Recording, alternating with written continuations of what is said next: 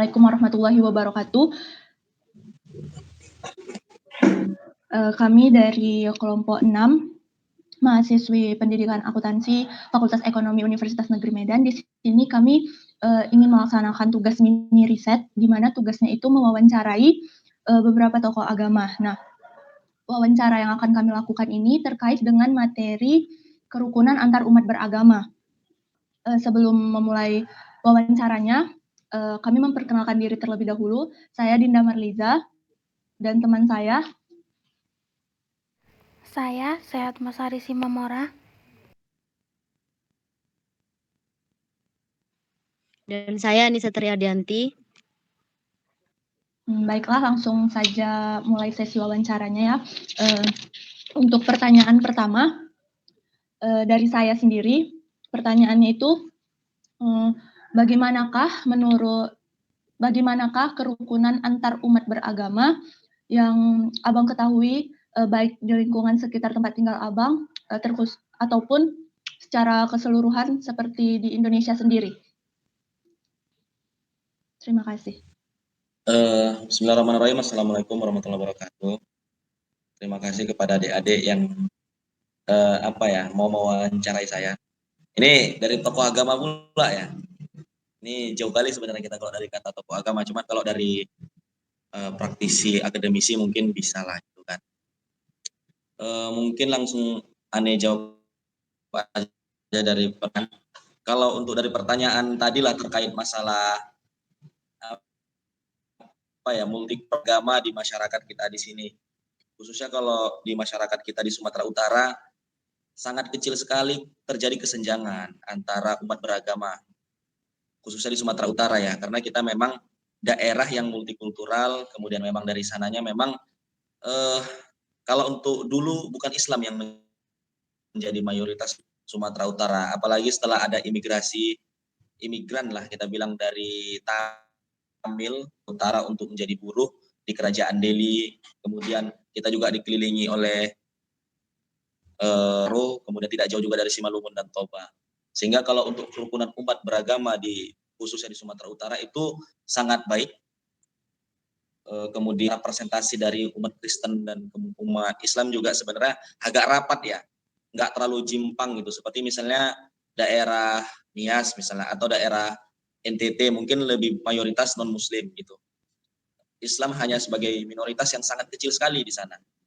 Jadi kalau untuk di Sumatera Utara melihat dari persentase itu bisa saja terjadi gerakan yang sama-sama kuat antara umat beragama. Tapi alhamdulillah kita kalau di Sumatera Utara khususnya, apalagi di daerah kita di sini di Labuhan Batu ini sangat damai dan rukun saja gitu di sini gitu.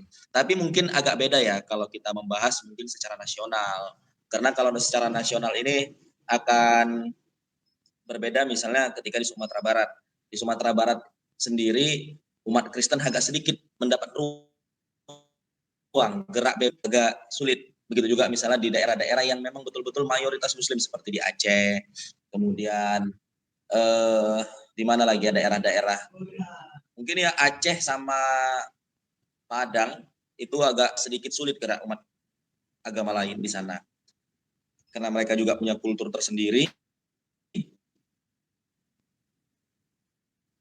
Kemudian sektarianisme agak menonjol sehingga gerak non Muslim di sana juga agak sedikit terbatas dibanding di bagian Indonesia lainnya. Cuman kalau untuk menjadi percontohan perdamaian umat beragama, Sumatera Utara diakui sebagai percontohan, sebagai wajah dari multikulturalisme di Indonesia. Kalau di daerah kita juga mungkin di daerah Tapanuli Selatan, Mandailing, itu mayoritas Islam ya kita bilang ya. Nah jadi nggak bisa dijadikan tolak ukur. Kenapa? Karena jarang ada bersinggungan antar umat beragama di situ. Justru yang agak lebih sulit, yang lebih ada multikulturalismenya itu di Toba Samosir, di Sibolga karena ada Kristen jumlahnya juga besar, ada Islam juga jumlahnya besar. Jadi kalau kita lihat di hubungan di Palas, Paluta, kemudian Tapanuli Selatan kan jarang ada pengusaha toko beragama Kristen kan jarang kan. Jaranglah ada orang-orang kaya kita bilang dari sana itu orang Kristen, apalagi Cina. Di sana kan kalau ada Cina bisa dihabisin itu, khususnya di daerah Gunung Tua, gitu kan, kemudian Sibuhuan. Kalaupun ada mungkin udah kuat kali lah backup Cina itu gitu. Tapi secara kultur sulit masuk. Selain dari ras Batak di daerah-daerah itu gitu. Berbeda misalnya di Karo. Di Karo kalau kita lihat masih ada lagi orang Islam yang menjadi pengusaha. Kemudian di Batak Toba juga, di Sibolga juga gitu. Jadi kalau kita lihat karakter yang tadi saya sebutkan Batak, Mandailing, Sibuhuan, Palas dan lain sebagainya lebih ke adatnya bukan ke pemahaman agamanya. Jadi mereka tidak menerima mungkin ras lain, paham lain atau wajah lain bukan karena paham agamanya. Di sana sangat moderat, orang-orang sangat moderat secara agama. Tapi lebih kepada harus kita lihat juga sebab orang tidak menerima kultur lain itu apakah karena pemahaman agamanya atau karena kulturnya. Khususnya Padang dengan Aceh itu kulturnya.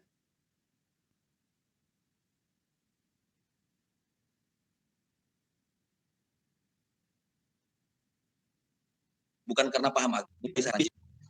Baik, terima kasih atas jawabannya.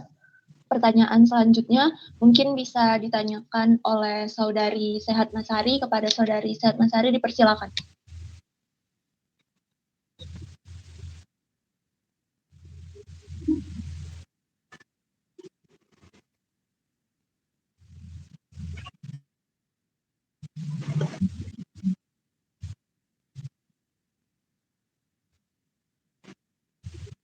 Baik.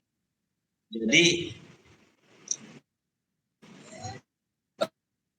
harus dipahami dulu agama maknanya mengatur aturan. Jadi agama itu adalah aturan yang mengatur sosial. Sebenarnya banyak definisi dari agama. Nanti Cak Nur Kholis Majid mengartikannya bahwa ada patuh, ada rasa pasrah disebut kita beragama atau bertuhan. Ya kan? Kemudian garis besarkan makna agama itu aturan-aturan yang di dalamnya itu menguntungkan bagi umat bersosial. Menguntungkan. Jadi yang pertama itu harus diketahui dulu gitu. Jadi tidak ada manusia di dunia ini yang tidak punya agama. Terkhusus misalnya ateis. Misalnya. Ateis kan tidak mengakui adanya Tuhan sehingga dianggap tidak beragama. Nah, dia punya keyakinan tidak meyakini adanya Tuhan, itulah agamanya. Dengan dia tidak meyakini adanya Tuhan, itulah agamanya. Karena agama itu adalah paham. Kemudian agama itu adalah norma yang mengatur kepentingan orang banyak. Jadi dia mungkin dengan cara meyakini tidak adanya Tuhan, kemudian dianya berkeyakinan dengan konsep itu bisa mengatur lebih luas lagi, lebih menguntungkan lagi orang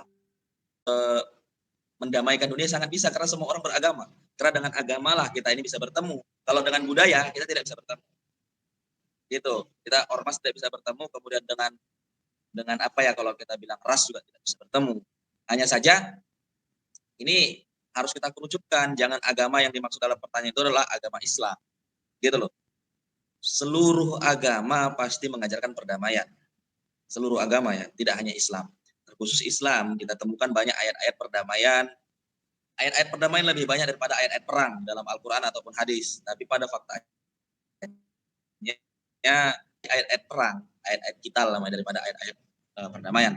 Jadi kalau ditanya secara umum pertanyaan itu bahwa apakah agama bisa menjadi motor perdamaian di dunia, ya justru harus dengan agama. Bukan bisa atau tidak, gitu loh. Justru harus dengan agama kita. Lantas bagaimana caranya? Itu nanti di Islam kita tidak boleh menjual Islam, Kristen paksa menjual dengan harga murah gitu demi perdamaian. Jadi banyak tokoh-tokoh, pemikir-pemikir juga mengasih solusi bagaimana perdamaian dunia terjadi dengan pendekatan agama-agama. Jadi pertanyaan tadi adalah apakah agama bisa menjadi motor perdamaian? Bisa, dan justru harus dengan agama. Kemudian muncul selanjutnya pertanyaan bahwa bagaimana cara mendamaikan dunia dengan pendekatan agama-agama. Karena kan kita ada agama Islam dan banyak agama di luar sana. Bahkan kalau di Afrika itu ada 1.700 Tuhan di Afrika. Itu ada bukunya, di Afrika sendiri ada 1.700 sekian Tuhan. Makanya kalau sekiranya itu setiap satu Tuhan satu agama, berarti kalau di Afrika sendiri ada sekitar 1.700 Tuhan. Nah di Indonesia sendiri kalau kita bilang agama, yang disahkan negara 7. Sebenarnya ada banyak lagi agama Parmalim di daerah Batak sana ada, gitu loh. Agama kebudayaan misalnya di Sunda Wiwitan juga ada Kejawen dan lain sebagainya. Jadi banyak tokoh mengasih langkah-langkah perdamaian itu. Contohnya dengan apa? Dengan tetap pada akidah masing-masing, dengan tetap menyadari adanya perbedaan, misalnya Islam dengan Kristen dan agama lainnya, tetap meyakini kebenaran agama masing-masing. Tidak membenarkan agama Kristen, tidak membenarkan agama-agama di luar dari agama kita, tetap kita menganggap bahwa agama Islamlah yang paling benar. Tapi dengan apa? Dengan duduk bersama, kemudian membahas tentang tema-tema persatuan, tema-tema yang menguntungkan umat kemanusiaan. Jadi di Kristen pasti ada tema-tema tentang bagaimana memperlakukan manusia. Di Islam juga ada, di Hindu Buddha juga ada. Itulah yang diangkat, kemudian setelah itu diangkat, itu yang diaplikasikan, itu yang menjadi norma-norma di persatuan umat beragama di seluruh dunia. Itu yang harus dilakukan. Jadi tidak dengan Kristen harus mengakui Islam, Islam harus mengakui Kristen atau sebaliknya lah kita bilang, tapi tetap meyakini bahwa agama kita yang paling benar, tapi kita menampilkan tema-tema yang menguntungkan sesama manusia. Habib Ali Jufri, ulama Yaman, ulama besar Sunni, berpaham Sufi. Dia dari Yaman, kemudian berkiprah di Abu Dhabi, kemudian seringlah kemana-mana dakwah. Dia menulis buku Al-Insaniyah Qabla Tadayyun. Apa maknanya? Jadi kita harus mengedepan hal-hal kemanusiaan. Jadi memandang orang itu, lihat sisi kemanusiaannya dulu, baru lihat sisi agamanya. Kalau kita sekarang ini membantu orang itu, ditanya dulu agamanya apa. Baru kita bantu. Kalau beda agamanya sama kita biarkan dia. Secara umum sekarang terjadi kemirisan itu di daerah kita. Sehingga kemerosotan empati ataupun kemanusiaan itu sudah mulai terasa di masyarakat kita. Ya mungkin dengan gejolak 212 kemarin itu juga dengan term-term kafir, bahwa setiap non-muslim adalah kafir, kita anggap setiap non-muslim adalah kafir, itu sudah menggerus kemanusiaan, sudah menggerus multikulturalisme di Indonesia. Jadi Habib Ali Jufri buku itu tujuannya adalah menampar orang-orang yang selalu menjadi syarat untuk membantu orang lain. Padahal tidak seperti itu. Gitu. Gus Dur juga mengatakan kalau dia bukan saudaramu seiman, dia saudaramu sebangsa. Kalaupun dia tidak saudaramu sebangsa, dia saudaramu sekemanusiaan. Jadi sisi-sisi kemanusiaan itu yang harus kita angkat. Bagaimana seorang manusia ketika dia terzolimi, terdiskriminasi di daerahnya, kita bantu dia. Bukan yang minoritas kita paksa untuk untuk memahami yang mayoritas. Justru yang mayoritaslah yang harus mengayomi yang minoritas.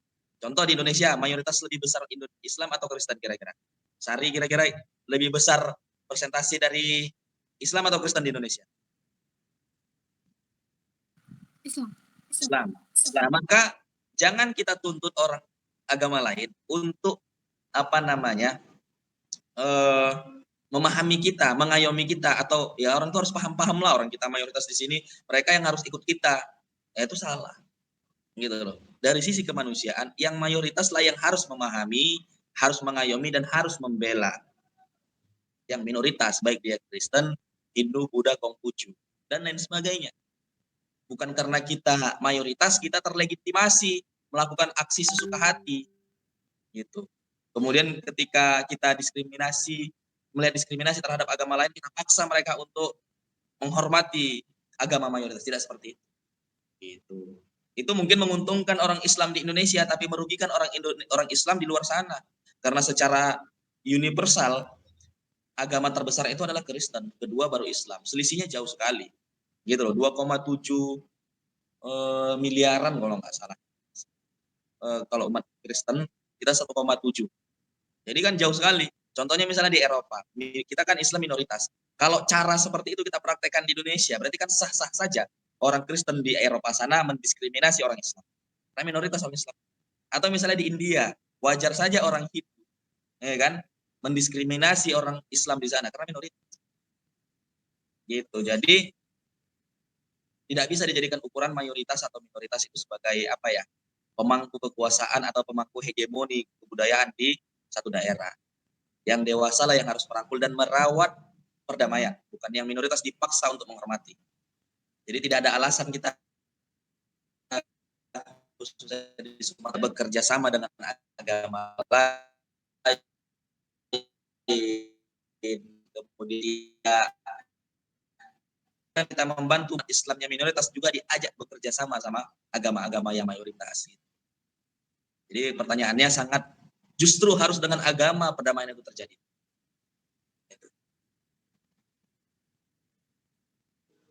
Baik, terima kasih atas jawabannya. Untuk pertanyaan selanjutnya akan saya tanyakan. Pertanyaannya itu konflik-konflik seperti apa yang biasanya sering terjadi antar umat beragama? Kalau kita lihat mungkin ya flashback di secara nasional dulu sebelum secara internasional.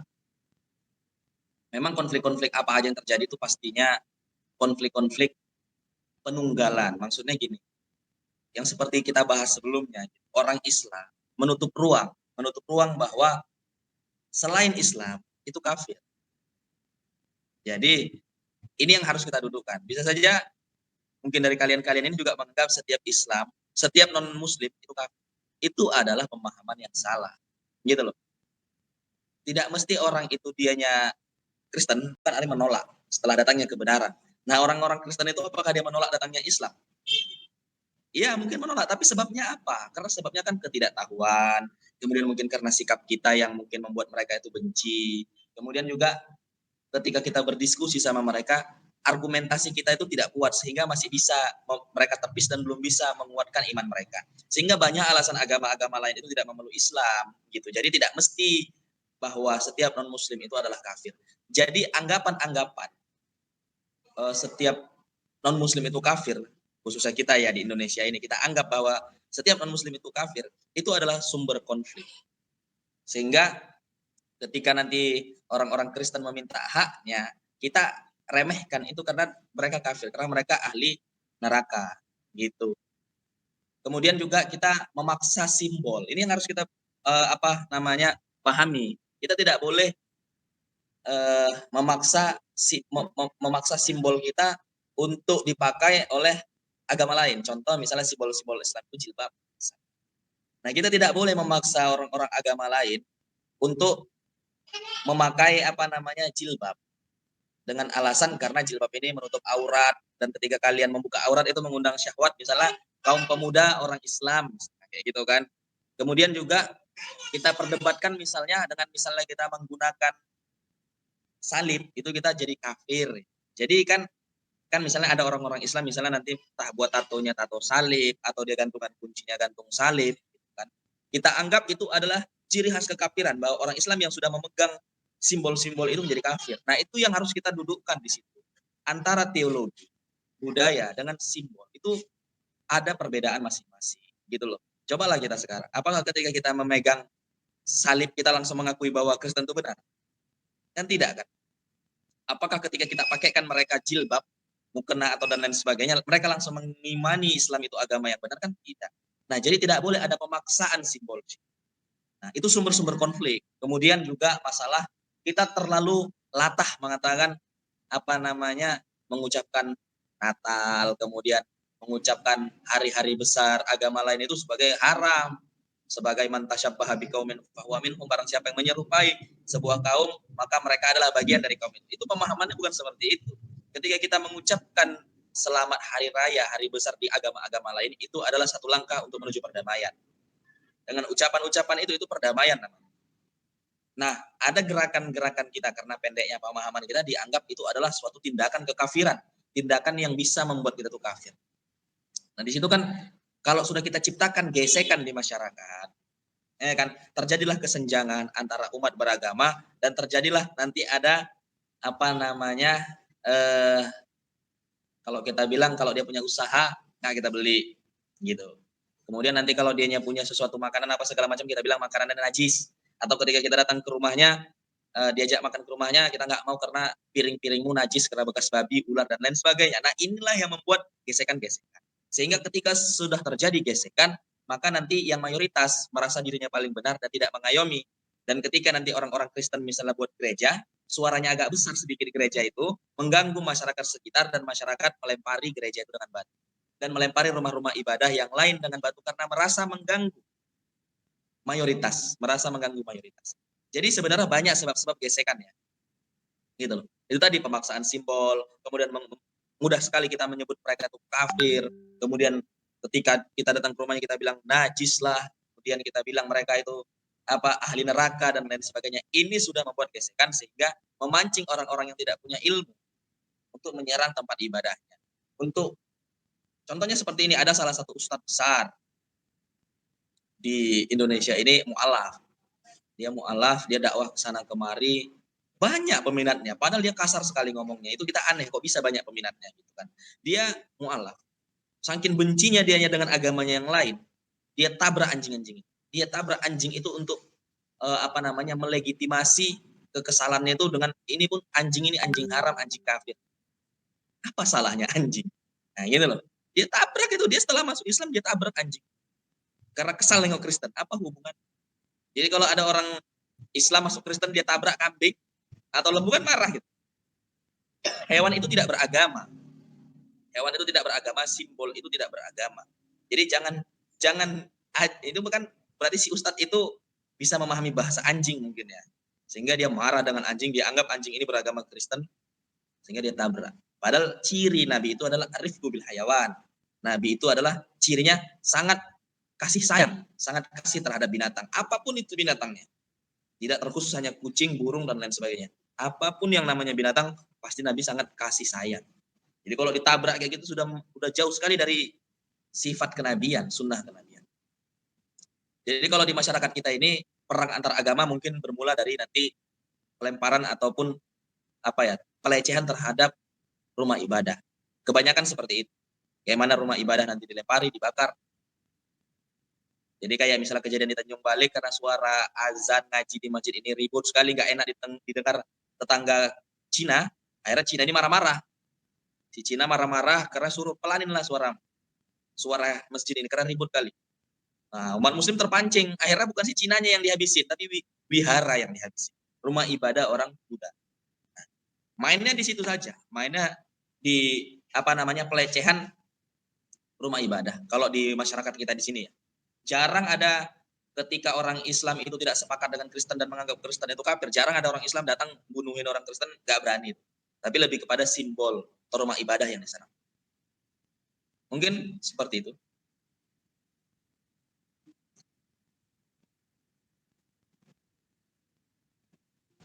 Lanjut pertanyaannya, lanjut. Ya baik, terima kasih. Pertanyaan selanjutnya mungkin bisa ditanyakan oleh Saudari Sehat Masari, dipersilakan.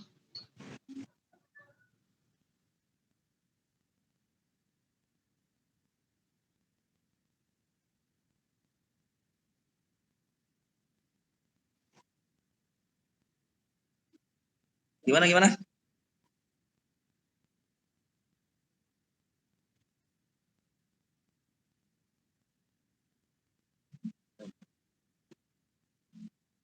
Ada banyak ya. Sebenarnya gini, antar umat kerukunan beragama ini sudah digagas oleh pemikir-pemikir kita, tokoh-tokoh kita di Indonesia dengan menciptakan undang-undangnya juga ada tentang kerukunan umat beragama ini. Kemudian terciptalah satu organisasi yang untuk saat ini menaungi umat beragama, yaitu adalah FKUB, Forum Kerukunan Umat Beragama. Tapi dia belum ada skala nasional, dia hanya skala provinsi, kota, dan kabupaten. Jadi kalau untuk nasional belum ada FKUB nasional. Tapi kalau FKUB provinsi ada, kota ada, kabupaten ada. Jadi di dalamnya itu terangkum semua tokoh-tokoh agama, mulai dari kiai, ustadz, ataupun ada pendeta, ada romo, ada biksu. Di situ mereka selalu dikumpulkan, kemudian diorganisir untuk selalu bercerita tentang perdamaian atau persatuan atau kesamaan antar agama. Sehingga selalu FKUB itu diisi oleh ikonik atau tokoh-tokoh setiap agama. Jadi dari situ langkah preventif negara sudah ada, menciptakan atau mendorong satu organisasi untuk mengkader ataupun untuk menjadi perpanjangan lidah multikulturalisme. Memang mau menggiatkan bagaimana kita ini lebih akrab dengan budaya ataupun agama lain adalah dengan kaderisasi. Jadi di provinsi ini ada kader-kader FKUB. Misalnya kayak HMI sendiri kan setiap tahunnya atau setiap bulannya ada kaderisasi. Nah, seharusnya FKUB ini juga melakukan kaderisasi. Tidak hanya dengan sosialisasi, bahkan sosialisasi pun jarang. Itu kan jarang kita melihat ada satu forum di dalamnya berbicara tentang perdamaian-perdamaian. Lebih kepada kalau di Indonesia ini masih semangat-semangatnya debat antar agama Kristen, pendeta dengan ustadz ini, dengan kiai ini, dan lain sebagainya. Yang ditampilkan masih lagi pada debatnya. Kalaupun ada kerukunan umat beragama itu sangat jarang sekali. Di Medan ada beberapa kali aneh lihat, tapi kurang masif, kemudian tidak ada gerakan kaderisasi. Itu pertama, sehingga kalau dari perdamaian sudah ada dari FKUB. Bagaimana dengan kita? Kan itu menjadi pertanyaan. Bagaimana dengan kita agar kita juga menjadi motor perdamaian itu, menjadi salah satu pelaku perdamaian. Bukan malah kita ini bukan pelaku perusakan. Banyak hal. Yang pertama mungkin juga kita bisa meminjam konsep FKUB, bagaimana kita bersinergi dengan agama-agama lain berdiskusi, khususnya tahap mahasiswa untuk mencari persamaan-persamaan di setiap agama. Jadi misalnya dari UIN bisa pergi ke Nomensen lah atau apa segala macam, mengundang di sana kita berbicara perdamaian dan lain sebagainya, menciptakan ruang-ruang diskusi. Kalaupun ruang-ruang diskusi itu terlalu monoton, kita bisa menciptakan teater, gitu loh, teater, kemudian kalau kita bilang lagi itu komunitas, misalnya belajar, komunitas renang, olahraga dan lain sebagainya, tapi di dalamnya itu terangkum agama-agama. Kemudian juga bisa nanti kalau kita bilang juga ada sekolah, misalnya sekolah perdamaian. Jadi di dalamnya juga ada agama-agama lain. Banyak sebenarnya pendekatannya. Memang kalau kita di tahap akademisi mahasiswa ya adalah dengan diskusi, kemudian melakukan aksi sosial yang sama, misalnya seperti inilah Save Palestine, ya kan. Nah sekarang ini penggalangan dana, orang Islam yang galang dana sendiri, gitu kan. Tapi kan nggak pernah ada orang Islam sama Kristen, Hindu, Buddha bersatu menggalang dana untuk orang Palestina. Padahal di Palestina sana itu tidak hanya orang Islam, gitu loh. Yang dibombardir, yang diperangi itu tidak hanya orang Islam. Di sana komunitas Yahudi juga ada, komunitas Kristen juga ada. Bahwa yang memerangi itu bukan Yahudi sebagai agama, tapi Yahudi sebagai partai politik atau gerakan politik, namanya Zionis. Jadi Zionis ini musuh bersama agama di sana. Banyak orang-orang Yahudi, agama-agama Yahudi juga tidak sepakat dengan gerakan Zionis. Jadi di sana yang tercederai adalah Kristen, kemudian Islam, kemudian Yahudi itu sendiri. Nah kalau di sini kita bisa pawai bareng, kemudian menggalang dana bareng dengan agama lain. Untuk konteksnya Palestina itu adalah sebuah gerakan perdamaian. Itu contoh kecil. Gitu. Misalnya nanti ada bakti sosial, kemudian misalnya tanah longsor dan lain sebagainya, aksi-aksi bersama antar umat beragama ini, gitu loh. Yang turun menjadi perwakilan dari umat beragama menggalang dana untuk korban longsor di daerah tertentu. Gitu. Itu kan namanya kesamaan kemanusiaan namanya. Yang kita tolong adalah manusia, gerakannya juga gerakan antar manusia. Jadi tapi itu tadi di sini berat, khususnya di kalangan mahasiswa gejolak ini mungkin sedikit berat. Kenapa? Karena banyak mahasiswa di kita ini, khususnya di Sumatera Utara lah kita bilang, masih banyak menganggap bahwa non muslim itu kafir. Gitu loh, kafir yang masuk neraka, yang kekal abadi di dalam neraka. Gitu. Mungkin teman-teman masih menganggap juga nih, jangan-jangan bahwa setiap non muslim itu adalah kafir gitu kan. Jadi kalau teman-teman masih menganggap seperti itu, agak sulit lah terjadi perdamaian, membuka diri itu agak sulit. Nah, itu perlu kalian kaji dulu. Apakah betul itu kata Bang Hasbi itu setiap non muslim itu tidak mesti kafir? Nah, itu yang harus kalian kaji dulu. Setelah kalian dapat nanti kesimpulannya, baru kalian bisa menjadi inisiator perdamaian. Gitu loh. Yang turun tangan menciptakan perdamaian. Kalau mungkin orang-orang Tapsel mungkin nggak perlu lah ya, karena di sana mayoritasnya Islam lah ya. Cuman kalau yang kita hidup di daerah-daerah yang beragam ini, ya harus gitu. Karena kan kalau kita ini kan ada istilah itu, ada homogen, ada heterogen ya. Jadi kalau di daerah Tapsel kan homogen, banyak kesamaan. Kalau kami di Labuhan Batu itu kan heterogen. Kisaran, Labuhan Batu Utara, Selatan, Pusat kan heterogen. Dia bercampur aduk Kita nggak ngerti nih, kok Jawa kok Kristen, gitu. Jawa kok Kristen.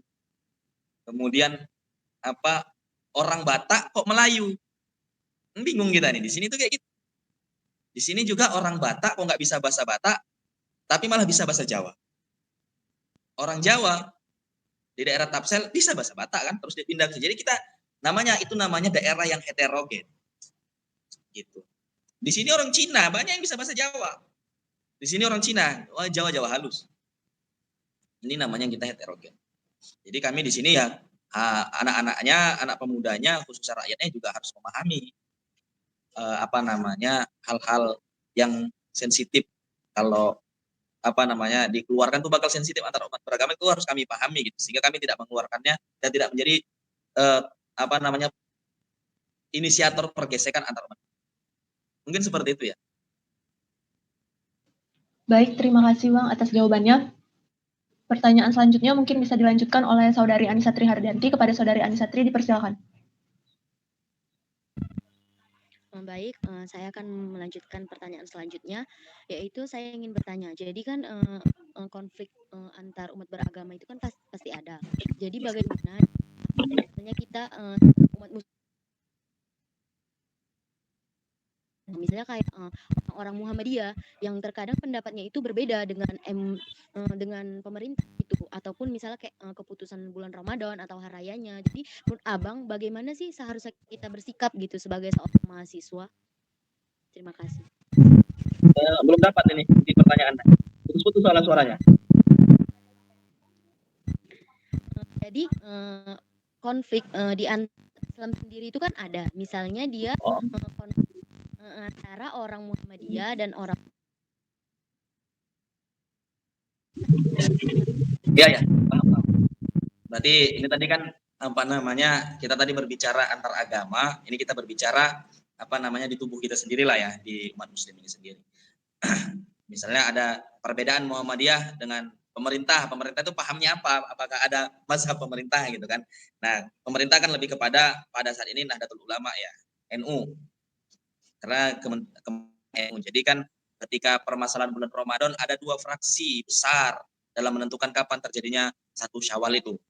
Muhammadiyah selalu berselisih kadang. Walaupun di beberapa titik atau beberapa tahun ada mereka sama hari raya.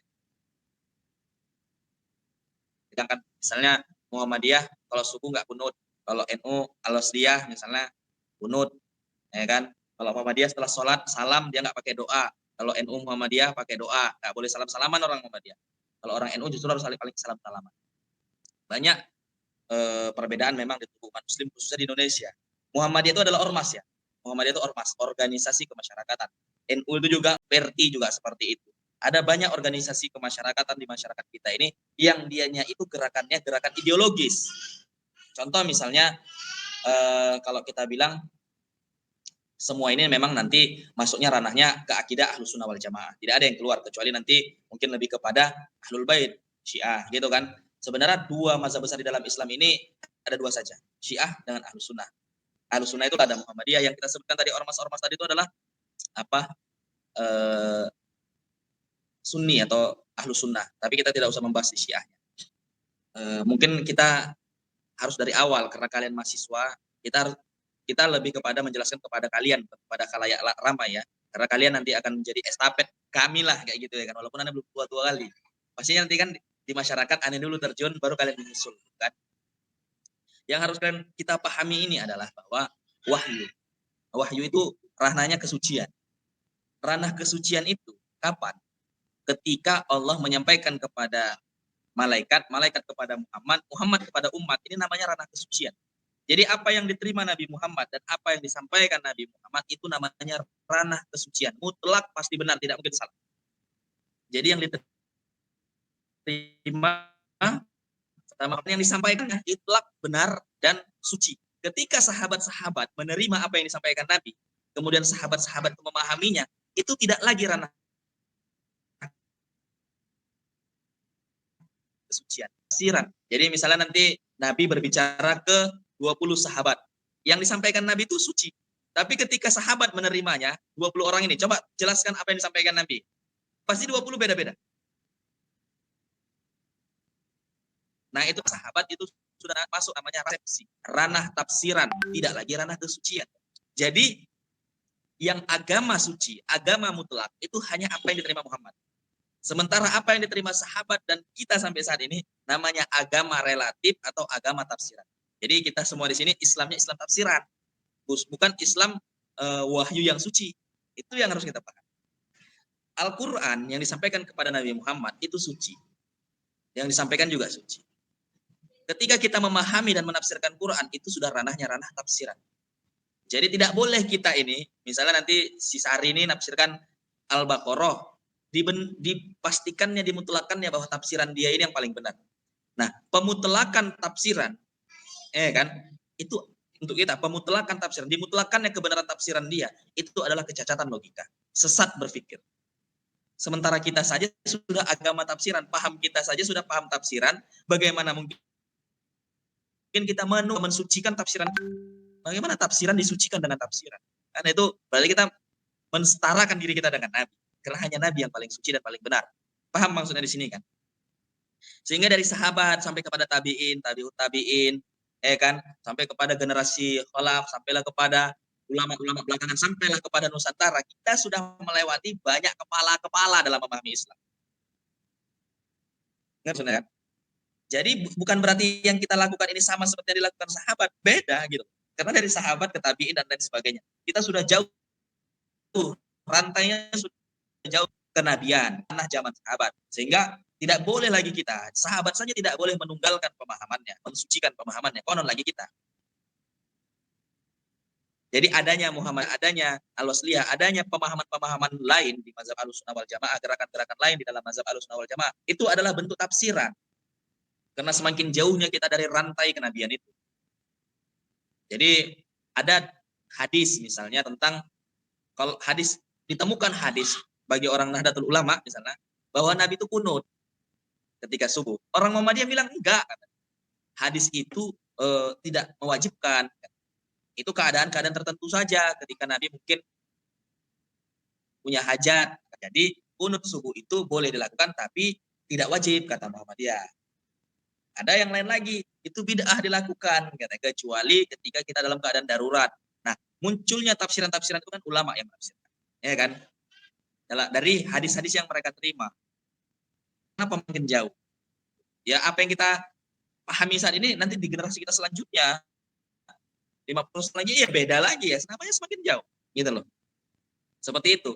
Nah, bagaimana cara kita meredam perbedaan di tengah masyarakat Islam ini? Yaitu tadi dengan menyadari bahwa apa yang kita pahami adalah tafsiran. Yang mana tafsiran itu ya ranahnya bukan kebenaran mutlak, bisa benar bisa salah. Gitu loh. Apa yang kita yakini benar, orang lain juga berhak meyakini dirinya benar. Ngerti? Sama-sama namanya sama-sama tafsiran, sama-sama agama tafsiran. Kalau kita meyakini misalnya saya NU misalnya, saya NU itu benar, ya kita juga memberi hak kepada Muhammadiyah untuk mengakui bahwa Muhammadiyah benar. Orang sama-sama tafsiran. Sumber konflik itu kapan? Ketika NU merasa paling benar dan menyalahkan paham lain, gerakan lain, ideologi lain. Disitulah kita mulai terjadi cekcok antar umat beragama. Sebenarnya sederhana saja kalau dalam konteks masalah penetapan 1 Syawal. Ya udah NU ikutin jalur NU, Muhammadiyah jalur Muhammadiyah. Kita harus meyakini bahwa kita berbeda. Perbedaan itu tidak salah, yang salah adalah merasa paling benar. Jadi berbeda itu tidak salah. Berbeda itu rahmat, kata Nabi. Ikhtilafu ummati rahmah. Perbedaan di dalam umat itu rahmat. Perbedaan saja rahmat, apalagi persatuan. Nikmat jadinya kan.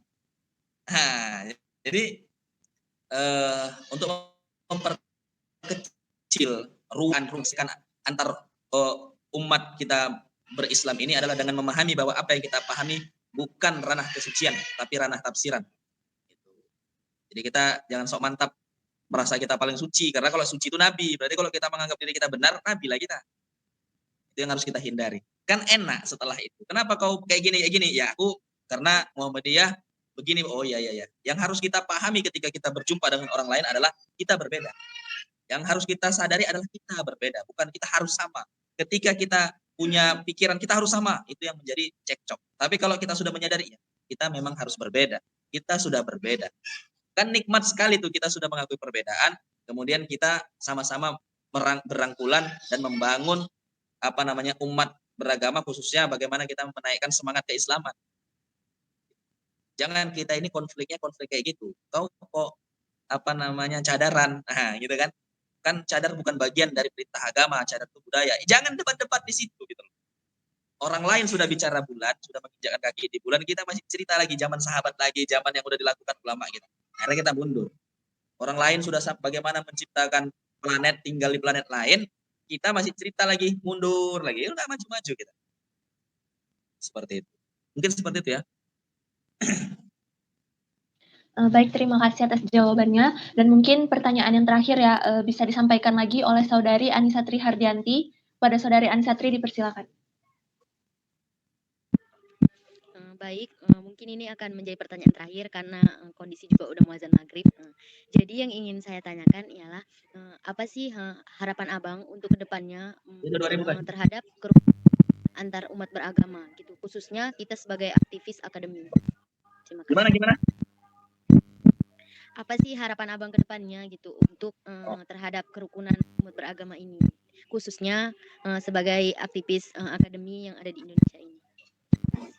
Kalau harapan kita ya sebagai penikmat akademisi, ya pastinya jangan ada kesenjangan di minoritas. Bahkan kita pendatang di Nusantara ini, dulu Hindu ini. Nah, jadi kalau sekarang kita sok mantap karena kita mayoritas, bisa saja ke depan 100 tahun lagi jadi Kristen kita ini. Kenapa nggak menutup kemungkinan orang agama awalnya Hindu kok? Kayak gitu. Jadi jangan kita itu mengedepankan unsur mayoritas kita. Tapi kita kedepankan bahwa kita di sini bermasyarakat, kita bersosial, berbudaya, budaya kita khususnya kita lah, budaya Batak, di dalamnya ada agama Kristen, ada agama Islam. Nah, bagaimana kita menampilkan wajah sisi kemanusiaan untuk membangun sebuah peradaban besar. Indonesia ini butuh persatuan, gerakan persatuan, karena kita juga harus memikirkan bagaimana ekonomi kita ke depan 100, 200, 300 tahun yang akan datang stabil. Jangan sekarang ini kita tidur, konflik antar umat beragama, antar paham dan lain sebagainya. 50 tahun lagi chaos negara kita. Saat itu kita pindah ke Malaysia kan, atau dijajah sama Sri Lanka, sama India, kita nggak tahu gitu kan. Negara yang kita anggap mungkin saat ini lemah bisa saja menjajah kita di kemudian hari karena kita tertidur saat ini. Gitu. Sementara mereka sedang bekerja keras untuk membangun bangsanya.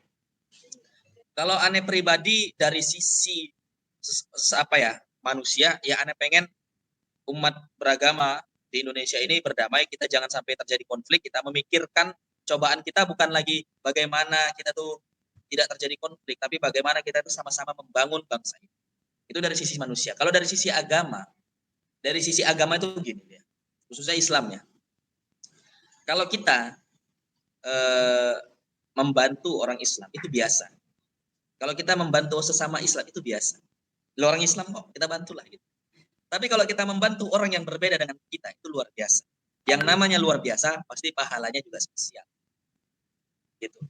Jadi kalau kita sudah membantu, bekerja sama, toleransi, gotong royong, ngasih makanan ketika mau bukaan itu bukan hanya ke orang Islam, tapi ke orang Kristen juga atau agama lain, itu justru pahalanya jauh lebih besar.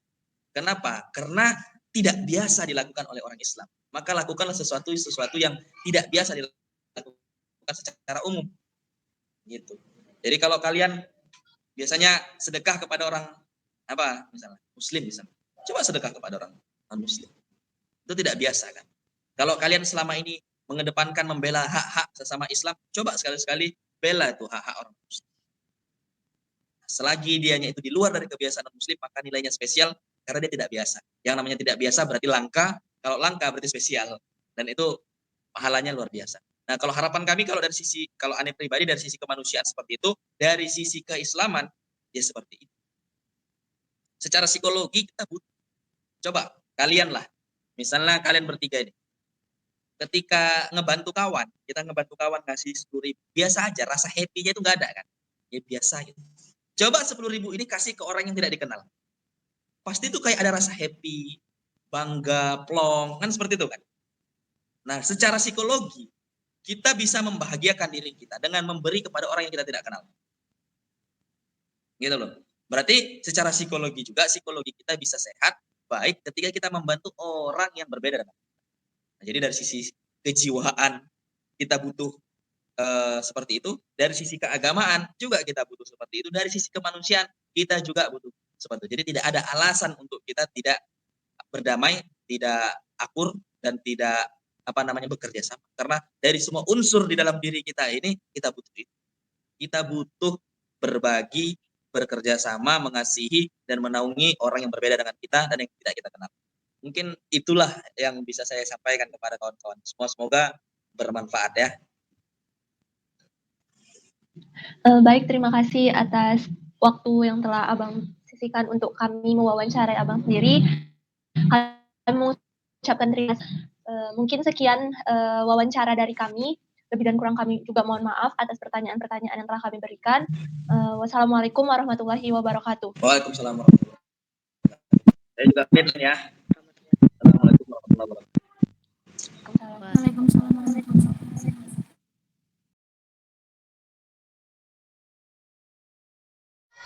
Assalamualaikum warahmatullahi wabarakatuh.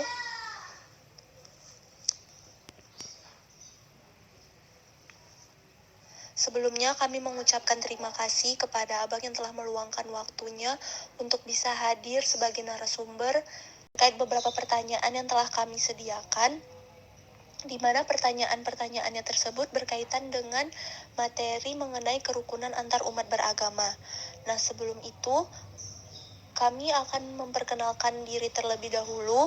Saya sendiri, Dinda Marliza. Saya Sehat Masari Simamora.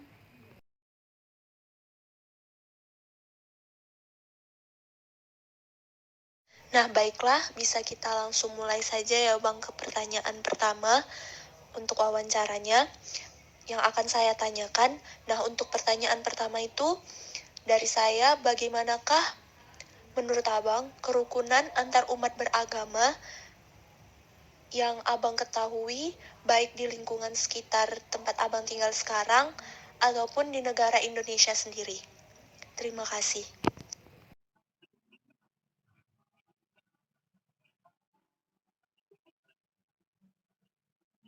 Nah, itu kan ada tanam pada setiap ketika terlepas dari dia beragama atau tidak beragama, selama dia menjalankan etika yang ada, maka dia tetap akan bisa tidak akan menjadi batu ganjalan di dalam berinteraksi antar bermasyarakat seperti itu.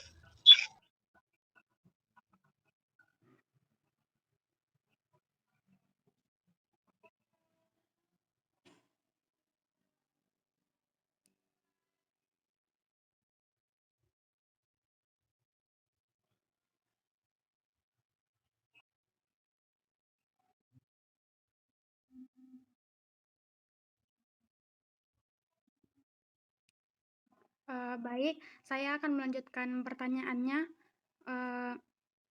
Menurut Abang, kegiatan yang bagaimanakah bisa meningkatkan kerukunan antar umat beragama di Indonesia ataupun di sekitar lingkungan Abang?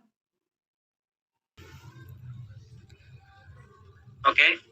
Ada hal-hal ini buat pribadi pun juga kawan-kawan, ada hal-hal yang memang perlu ditanamkan. Hal yang pertama yaitu kita mengetahui mana dasar agama, mana cabang agama. Karena dari situ kita nanti akan bisa mudah menerima perbedaan yang terjadi pada masyarakat. Oke, khususnya kalau di dalam lingan, sehingga melalui fikih menerima perbedaan-perbedaan yang terjadi di masyarakat. Oke, menjunjung tinggi toleransi. Karena apa? Kebenaran di dalam beragama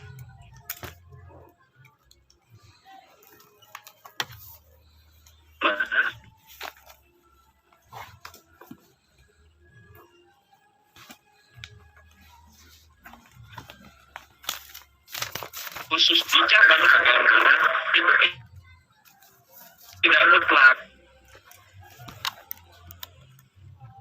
Jadi dia itu majemuk, sehingga mungkin bisa jadi kebenaran ada pada yang mengerjakan ada juga bisa lain. Selama pertama bahwasanya semangat belajar kita cukup tinggi, baik yang muda ataupun yang muda, kita kan masih atau mencari informasi tentang agama itu sendiri, baik memang melalui buku-buku, namun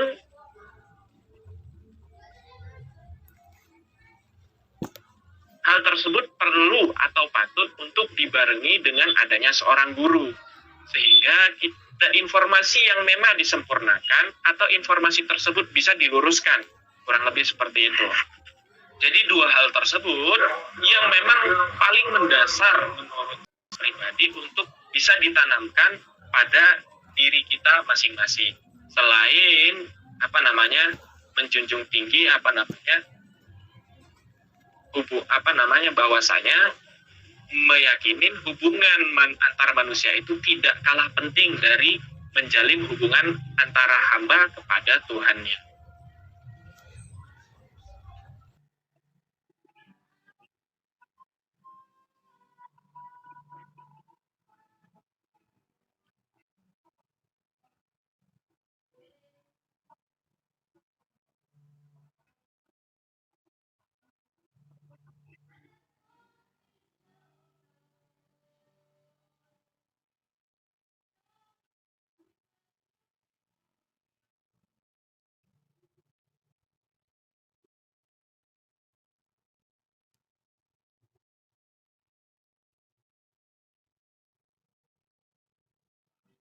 Baik Kak, selanjutnya saya ingin bertanya kepada Abang, apakah agama di Indonesia atau di sekitar Abang merupakan andalan untuk menciptakan perdamaian?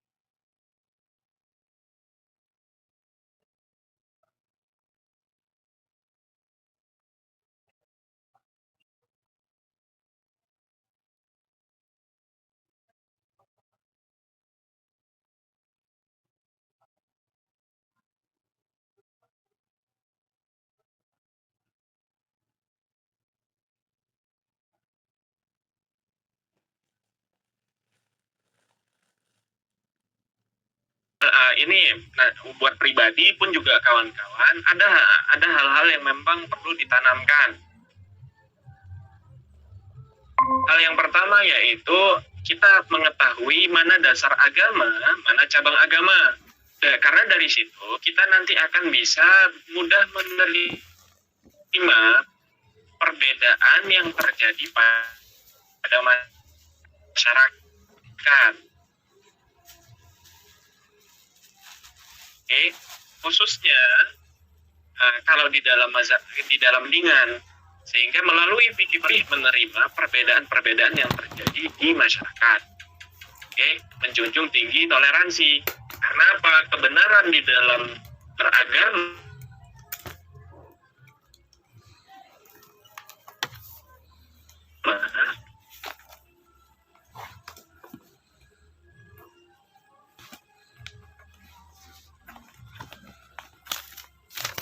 khusus di cabang agama itu tidak mutlak. Jadi dia itu majemuk, sehingga mungkin bisa jadi kebenaran ada pada yang mengerjakan, ada juga bisa lain.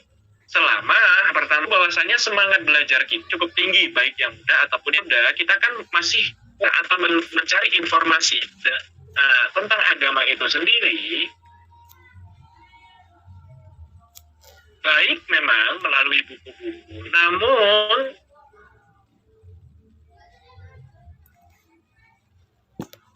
hal tersebut perlu atau patut untuk dibarengi dengan adanya seorang guru, sehingga informasi yang memang disempurnakan atau informasi tersebut bisa diluruskan, kurang lebih seperti itu. Jadi dua hal tersebut yang memang paling mendasar menurut pribadi untuk bisa ditanamkan pada diri kita masing-masing. Selain menjunjung tinggi bahwasanya meyakini hubungan antar manusia itu tidak kalah penting dari menjalin hubungan antara hamba kepada Tuhannya. Terima kasih.